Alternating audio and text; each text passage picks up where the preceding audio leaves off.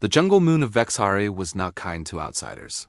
Its crimson canopy filtered the twin suns into blood-red shadows, and its predators had evolved to hunt anything foolish enough to trespass.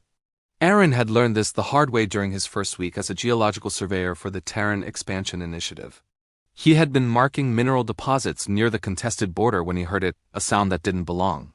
Not the shriek of a razorwing or the growl of a panthox, but something smaller, more desperate. A child's cry. Aaron pushed through the thorned undergrowth, his scanner forgotten at his hip. In a small clearing, he found her, a tiny alien cub, no larger than a human toddler, with iridescent scales that shimmered like oil on water and enormous golden eyes streaming with tears. She was trapped in a hunter's snare, suspended a meter off the ground, her delicate leg bleeding where the wire bit into flesh. Hey! It's okay, Aaron whispered, approaching slowly with his hands raised. The cub of Veltharan, he realized with a start, hissed at him, baring needle-sharp teeth. The Veltharans and humans had been locked in bitter territorial disputes for 3 years. Finding one of their young here, alone, was beyond unusual. Before Aaron could reach her, the jungle exploded with movement.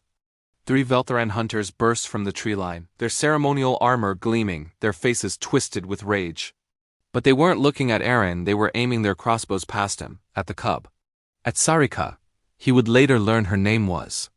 Time seemed to fragment into crystalline moments. Aaron saw the hatred in the hunter's eyes, understood in an instant that this wasn't a rescue. This was an execution. The cub was marked for death, and these warriors had come to finish what the snare had started. He didn't think. He simply moved. Aaron threw himself in front of the suspended cub just as the first bolt flew. It struck him in the shoulder, punching through his jacket and lodging deep in muscle. The second arrow caught him in the thigh. The third grazed his ribs, tearing a burning line across his side. The pain was immediate and absolute. Aaron collapsed to his knees, gasping, as fire spread through his veins from each wound. Poisoned. Of course they were poisoned. The hunters froze, their weapons lowering in shock. One of them barked something in their clicking musical language. A question. An accusation. Why would a human shield a condemned Veltharan child? Aaron's vision was already blurring, his limbs growing heavy. He fumbled for his survival knife with numb fingers and sliced through the snare's wire. The cub tumbled into his arms, her small body trembling. She looked up at him with those impossible golden eyes, and despite everything, Aaron smiled. Run, he whispered in broken Veltharan, one of the few words he knew. Lesh go. But Sarika didn't run. She pressed herself against his chest, her tiny hands gripping his jacket, and began to keen, a high, warbling sound that pierced the jungle silence. The hunters exchanged glances.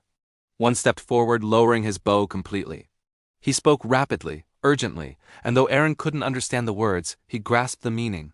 You're dying for an exile? For an outcast? Aaron's answer was to hold Sarika tighter. What happened next would be debated in both human and Veltharan circles for decades. The lead hunter removed his helmet, revealing a scarred face with ceremonial markings, and knelt. He pressed his clawed hand to his chest in what Aaron would learn was their highest gesture of respect, acknowledgement of a soul debt. Then all 3 hunters melted back into the jungle, leaving Aaron alone with the cub and the poison racing toward his heart. He didn't remember much after that. The emergency beacon. The medship's arrival. The agonizing treatments as human doctors worked desperately to synthesize an antidote for a toxin they'd never encountered. He was in a coma for 6 weeks. When he finally woke, Sarika was gone. 30 years later, Aaron stood in the Grand Assembly Hall of Volthora Prime, surrounded by dignitaries from 100 worlds. His hair had gone silver, and his body bore the permanent scars of that day, a shoulder that ached in cold weather, a leg that occasionally faltered, ribs that reminded him of their trauma with every deep breath. The war had ended 22 years ago. The Veltharan Human Accords had ushered in an age of cooperation that had transformed both species. And now, Aaron had been summoned to the Veltharan homeworld for reasons no one would explain. The massive doors at the hall's far end opened with a sound like distant thunder. She entered in full royal regalia, her scales now deep azure threaded with gold, a crown of living crystal resting on her crested head. But Aaron would have known those eyes anywhere. The same impossible golden eyes that had looked up at him in a jungle clearing 3 decades ago. Queen Sarika of the Veltharan Ascendancy walked the length of the hall in absolute silence. Every eye was upon her, but she saw only him.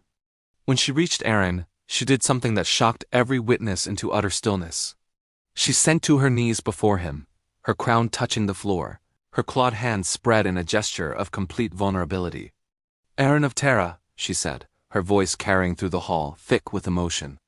"I was 6 cycles old when you took death into your body so that I might live.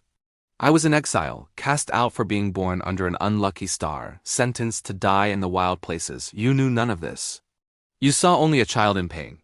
Tears, actual tears, something Veltharans rarely displayed tracked down her iridescent scales. You taught me that honor transcends species, that courage needs no translation, and that sometimes the measure of civilization is what we do for those who can offer us nothing in return." She raised her head, meeting his eyes. "I spent 30 years earning the right to kneel before you as queen, so that when I bowed, the entire Veltharan people would bow with me. So that your sacrifice would never be forgotten. So that your name would be written in our histories as the human who stood between." Sarika gestured, and 2 attendants came forward bearing a chest of ancient design. "This is the Star of Eshkol, our people's highest honor, given only to those who sacrifice everything for the innocent.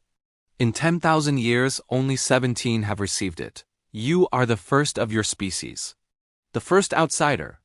The first to receive it from the one whose life you saved." Aaron felt his own eyes burning. His voice cracked when he spoke. "I didn't do it for honor, Your Majesty. I did it because it was right." Sarika smiled through her tears. "I know. That's exactly why you deserve it." She stood and the entire assembly rose with her. And then, in a moment that would be replayed across 1,000 worlds, the queen of the Veltharan ascendancy embraced the scarred human surveyor who had once been willing to die for a stranger's child. In that embrace, 2 species found their shared future built, not on treaties or trade, but on the simple, revolutionary act of one person choosing compassion over survival. The poison arrows had left scars. But what they truly planted in that blood-red jungle so long ago were the seeds of peace.